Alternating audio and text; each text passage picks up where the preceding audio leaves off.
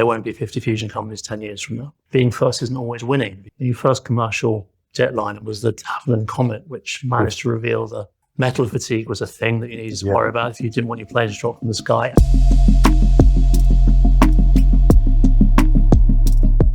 Alex, mate, how are you? I'm very well, thank you. How are you, Stuart? Yeah, good. It's good to see you got the podcast thing going. Yeah, thank you, mate. And I'm great to be here in London. I see that I've turned up for the 1 week of the year where it's sunny. So that's a bit harsh. We've had some good weather the last few weeks, although, for the first few months it rained pretty much solidly in a sort of stereotypically London fashion. So amazing. Well, yeah. Well, it's raining back in Sydney, so it's good to be here in the sunshine. Good to be here to chat with you. Great. Today I want to talk about everything to do with Fusion Capital investment and some of the exciting things that you've been working on at the moment. So CEO FusionX, tell us about, give us a short intro into the journey of how you got into the world of fusion. Yeah, well, FusionX really, the genesis of that was COVID, sitting around at home through COVID, reading interesting stuff. And I'd come across the, Commonwealth Fusion Systems, 1.8 billion they raised December 21. So this must have been early 22. And it's evident Fusion is raising significant sums of money. Things are advancing. This thing looks like it could be happening. But looking around for more, information on the flows of capital of Fusion, and there was no single source where one could, find out information about what was going on. There was, coverage that was collateral to, climate tech financing or venture capital stuff. And we did some very simple maths. Like, if Commonwealth Fusion Systems is raising 1.8 billion to build a demo plant, and there are 35, 40 serious fusion companies on the planet, each of them is going to want to build a demo plant at some point. That's an awful lot of money. Mm-hmm. It's multiples of the money that private sector fusions raised at that point.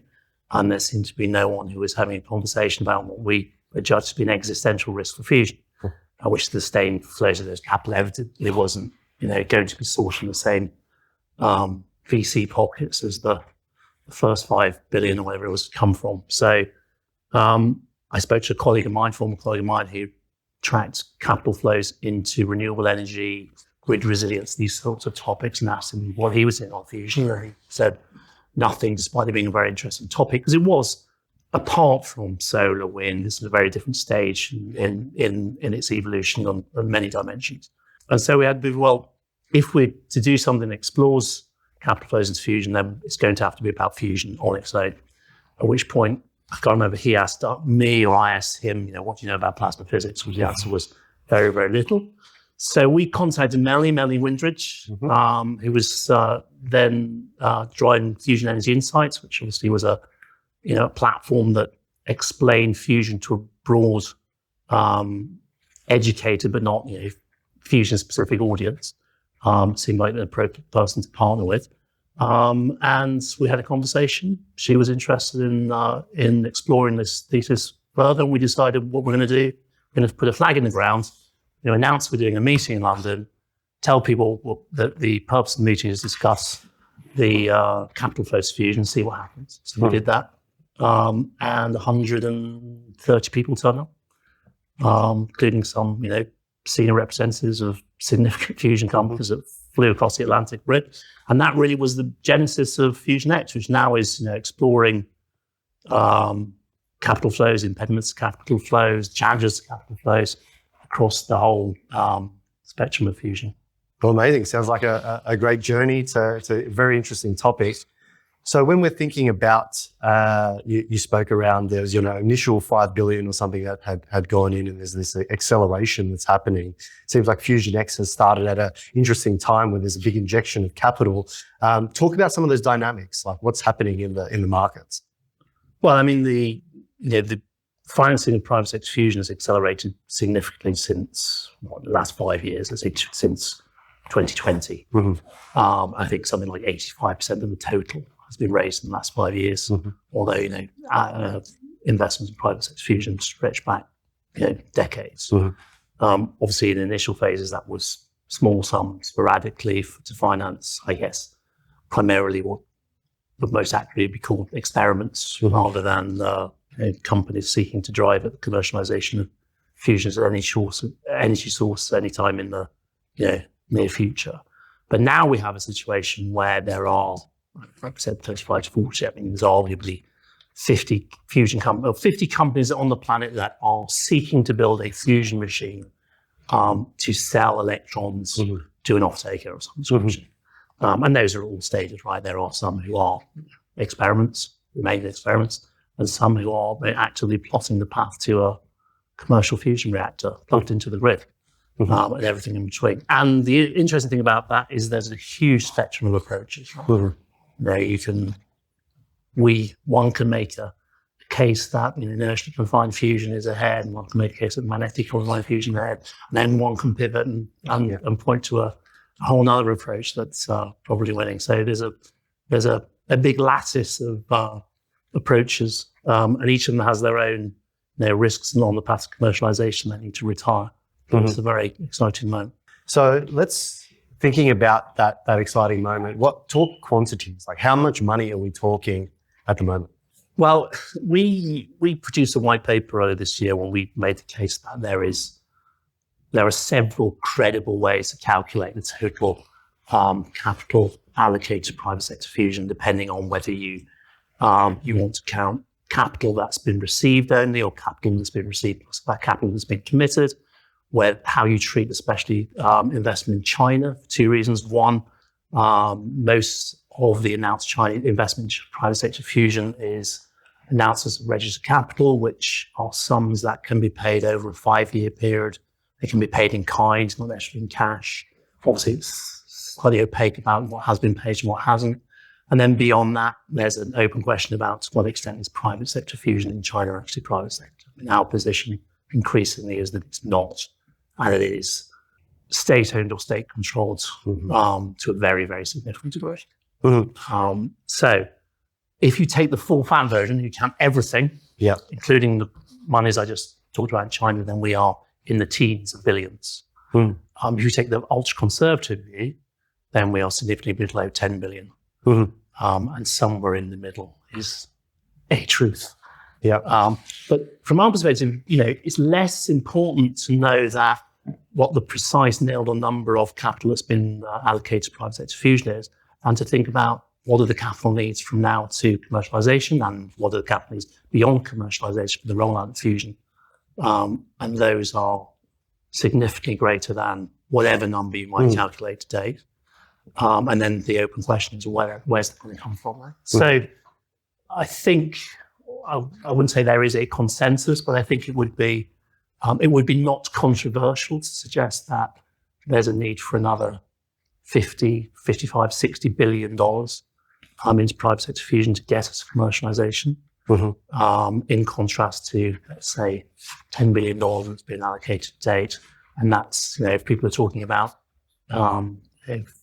electrons in the grid in 2035, that's 50 billion in 10 years compared to 10 billion in 20 plus years. So there's a significant acceleration needed in the allocation of capital to private sector fusion if it's going to get to commercialization on the timelines that people aim at.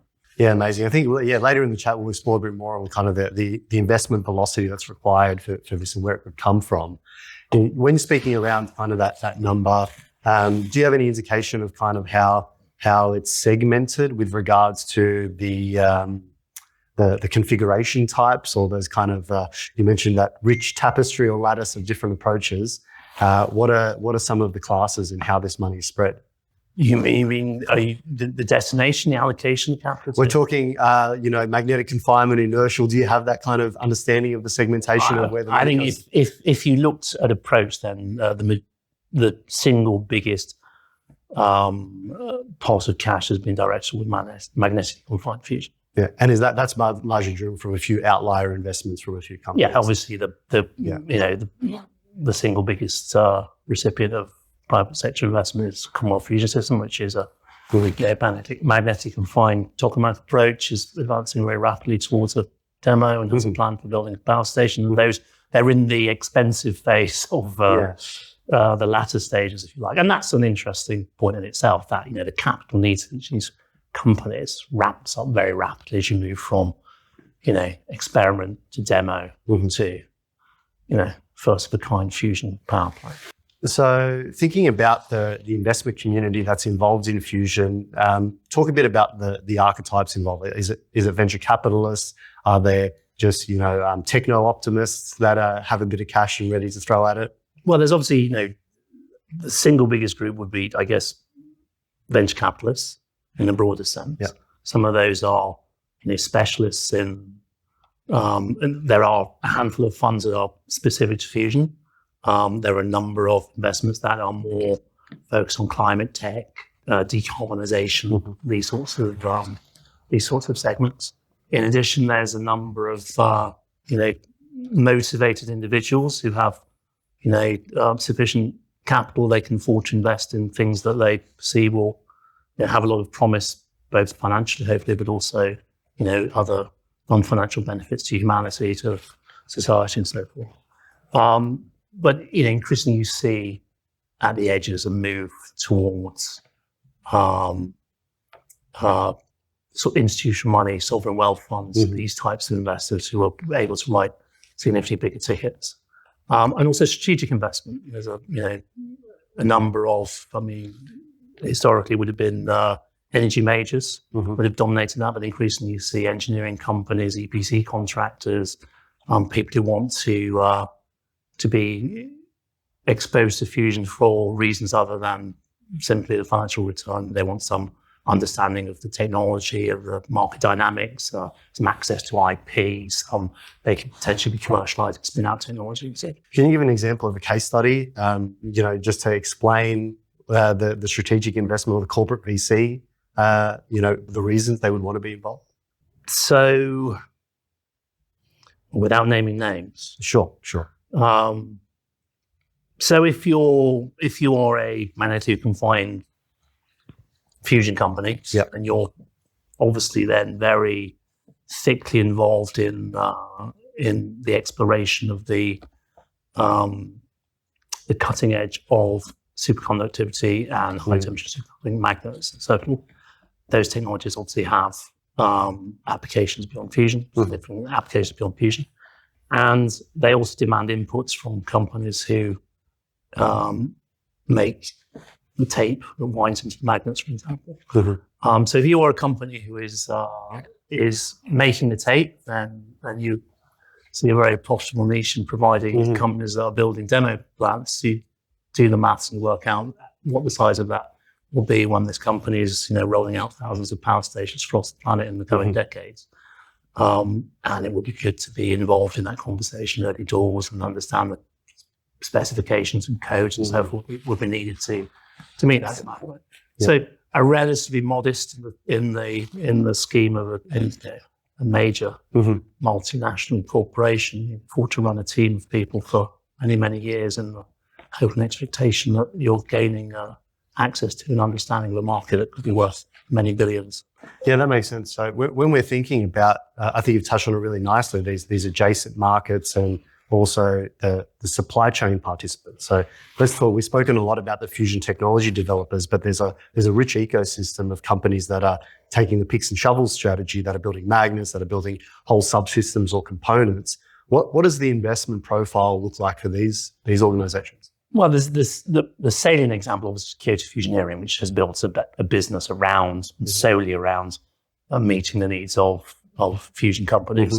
And I think if you regard, as we do, Kyoto Fusion as a fusion company because it's business, although it's not seeking of itself to build a fusion machine, is wholly hooked to the advance of fusion sector.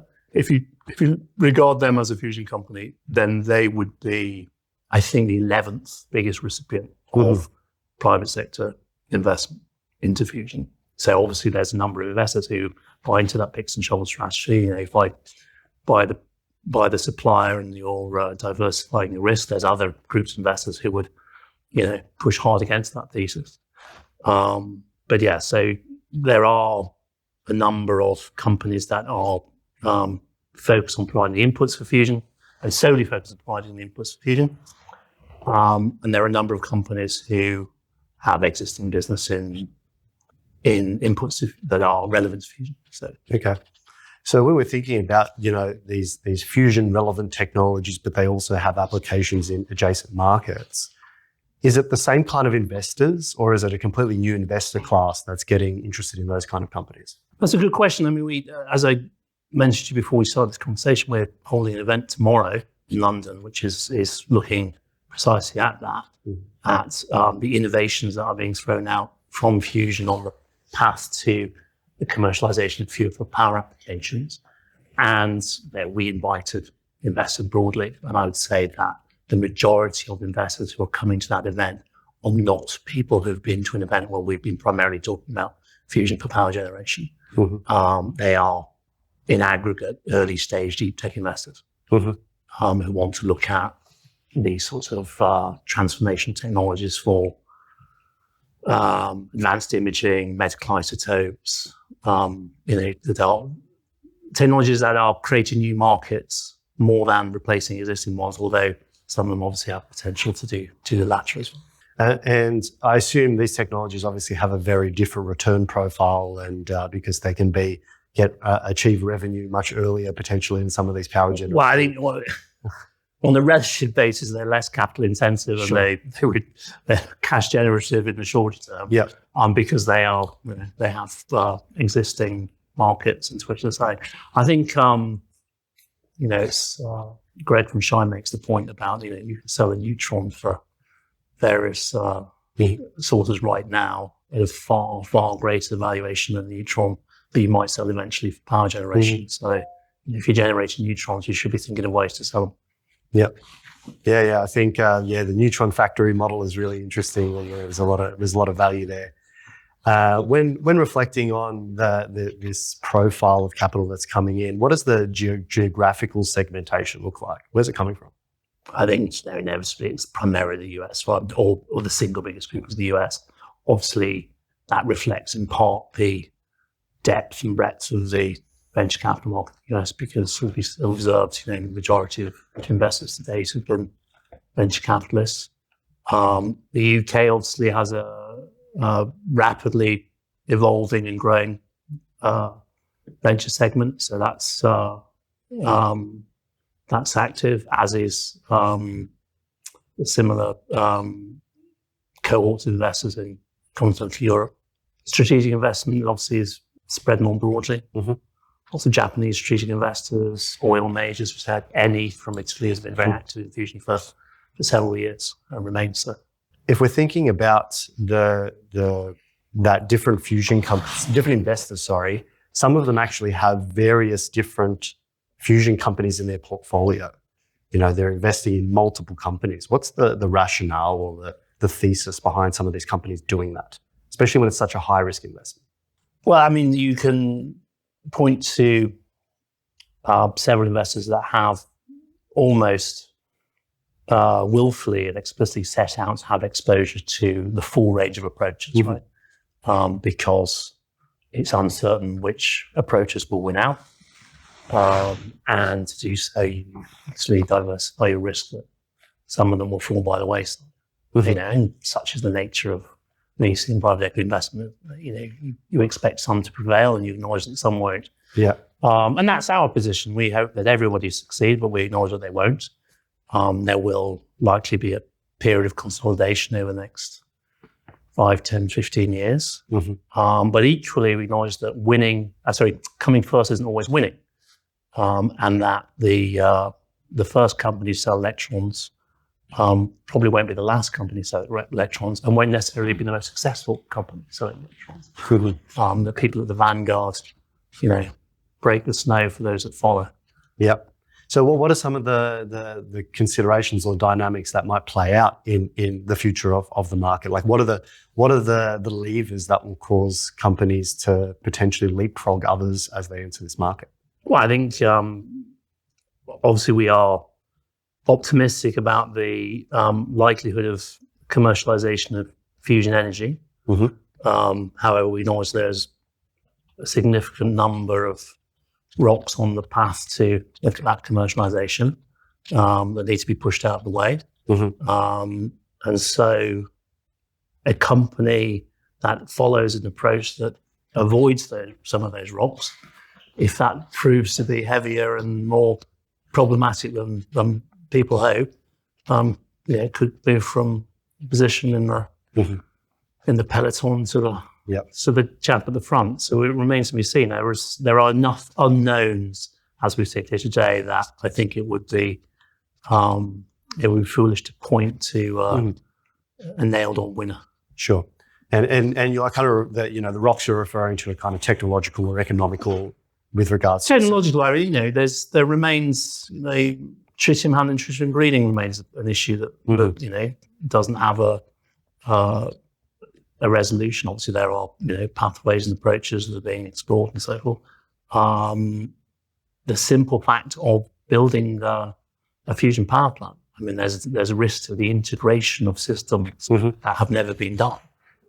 One would expect that can be overcome, but if the chaps who are building the more or less complex systems might at that point, be able to catch up to people who are dealing with knotty problems of integration systems and subsystems and working out that component isn't quite as robust as they'd hoped it would be and needs to go back to the. Yeah, that makes sense. So talking about building plants, so where there's demonstrations that are being constructed right now, experiments really to showcase and validate technologies. As we progress through to commercial power plants and then obviously widespread adoption, how does the capital stack need to evolve?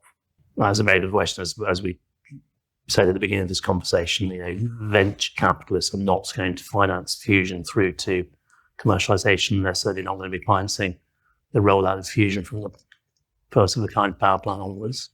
I think that inevitably, given the scale of the capital needs for the development and construction of a first of a kind power plant and the risks therein, there's going to have to be a significant input from a variety of sources.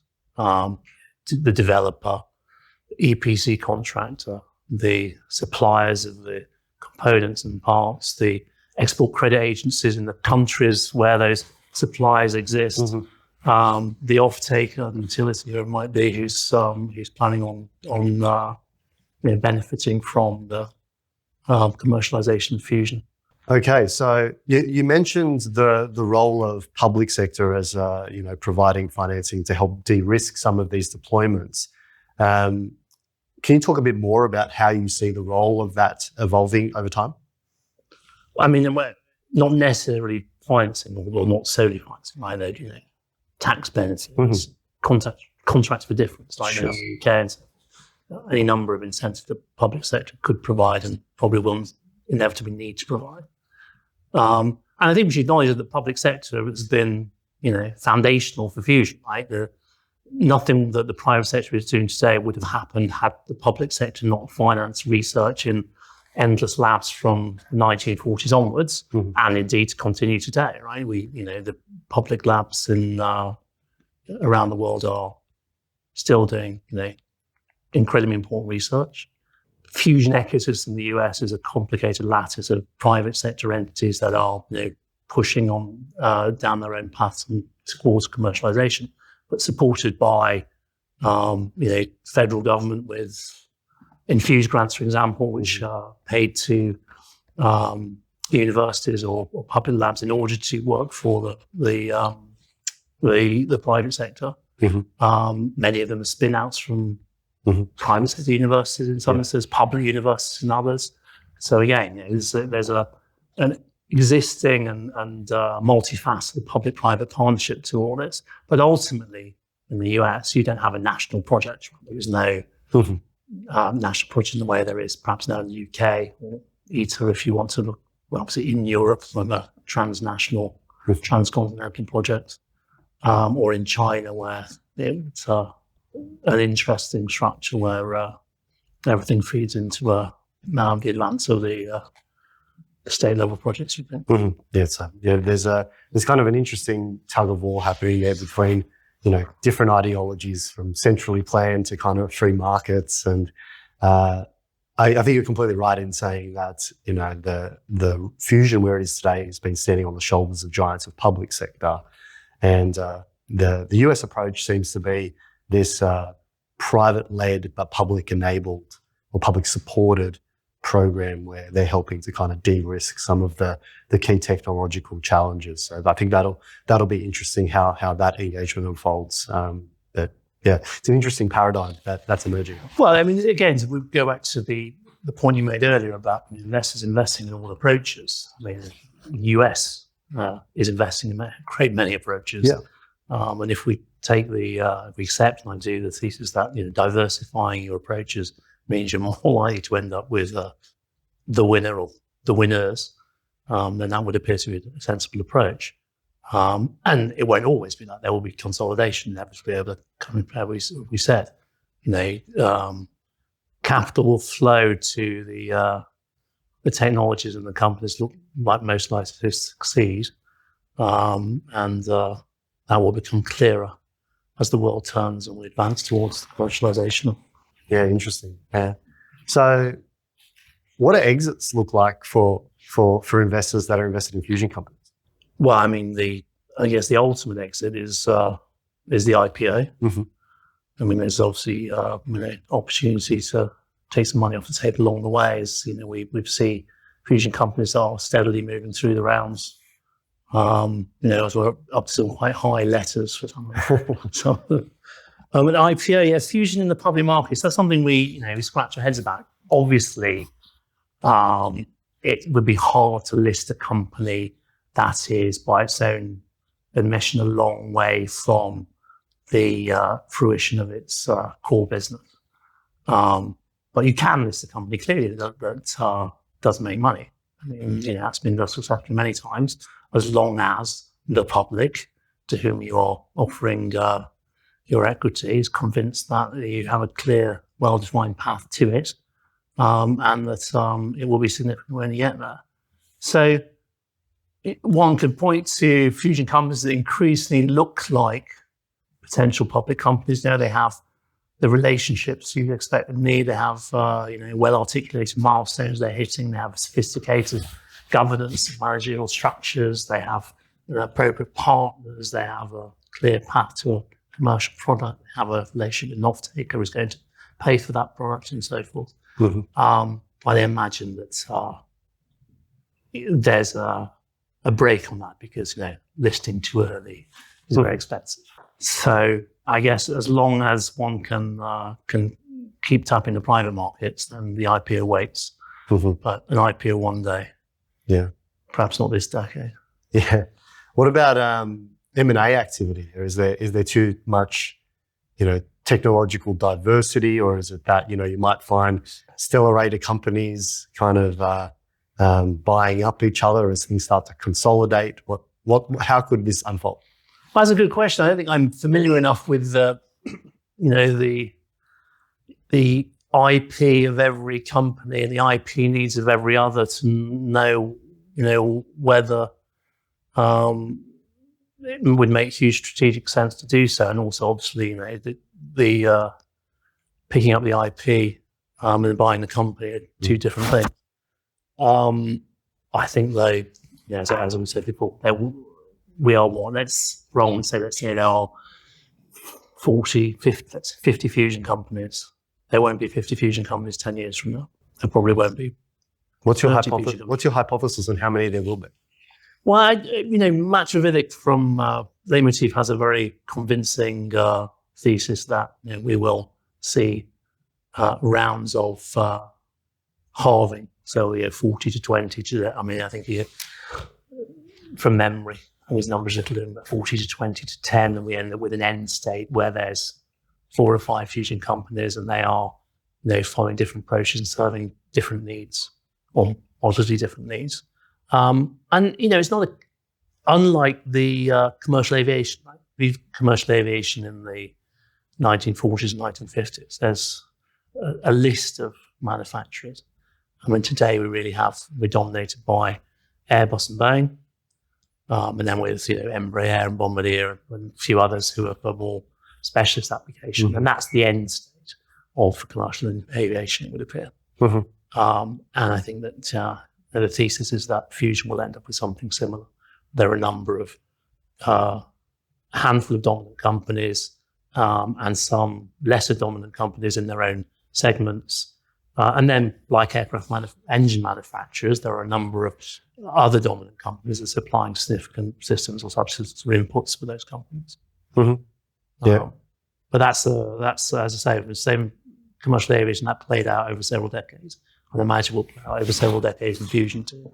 And there's another interesting point to that, of course, is back to my point that being first isn't always winning, because the first commercial jetliner was the Tavlin Comet, which managed to reveal the metal fatigue was a thing that you needed to worry about if you didn't want your planes to drop from the sky, and building your engines into the wing made maintenance very difficult and very expensive.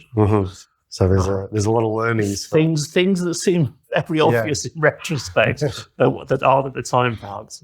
Yeah, understood. Yeah, I think, once plants are deployed, there's going to be a kind of a lot of operational learnings that'll have. Oh, no doubt. I mean, the first of the kind power plant will inevitably be, inferior in one regard, obviously an amazing thing that existed at all, but it will be on many dimensions inferior to the 10th of the kind, because there will be an awful lot of learnings, an awful lot of opportunity for refinement, and indeed it will be catalytic to things like the supply chain.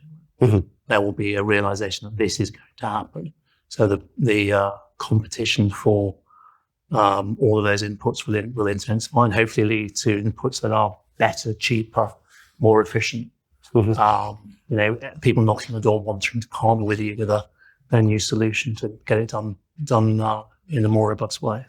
An interesting question is that, there's these concentration of companies in certain geographies at the moment. Will the supply chain have a similar profile, or will it be disaggregated in emerging economies? Will it be, different continents will be known for different components? How do you think it will unfold? That's a good question. I mean, I guess the one thing we need is a commonality of standards, so that Japanese manufacturer can build something they can sell in the US, and the US buyer can know that he can buy from the Japanese manufacturer, and we get some healthy competition with the manufacturer in Louisiana and the guy in Germany and so forth. So some harmonization of those things would, I think, be essential. Else you will end up with, balkanization where, US companies are buying from US manufacturers and Japanese manufacturers. But, we don't see that in other industries. There's no need to expect that it will in fusion. And of course, some fusion inputs are standard form inputs. You're buying them off the shelf or just applying them to fusion. Not everything is bespoke. Some things will need to be very bespoke, obviously, but other things less. Interesting. What excites you the most about fusion at the moment? What are you looking forward to? It's exciting of itself, right? It's exciting when you have, thousands of the brightest people on the planet focused every day on, grinding out an incredibly knotty problem with a target that will be transformational for society. It's exciting to watch that happen, and in some modest capacity to be part of it. I do enjoy being the least smart person in the room, even in this room. I appreciate that. It's interesting to watch, and we are, as you observe, at a very exciting moment. We are probably, peak number of approaches, peak number of fusion companies, hopefully not peak financing, where we can continue to drive forward. And the next 5 to 10 years is going to be incredibly exciting for the fusion sector and, therefore for the world. Amazing. Well, we look forward to the capital flows, the deluge of capital to continue, we hope so. And a lot of exciting innovation to come from that. So thank you for your time. Appreciate the insights. Thank you. Look forward to watching. Good. All right. Cheers.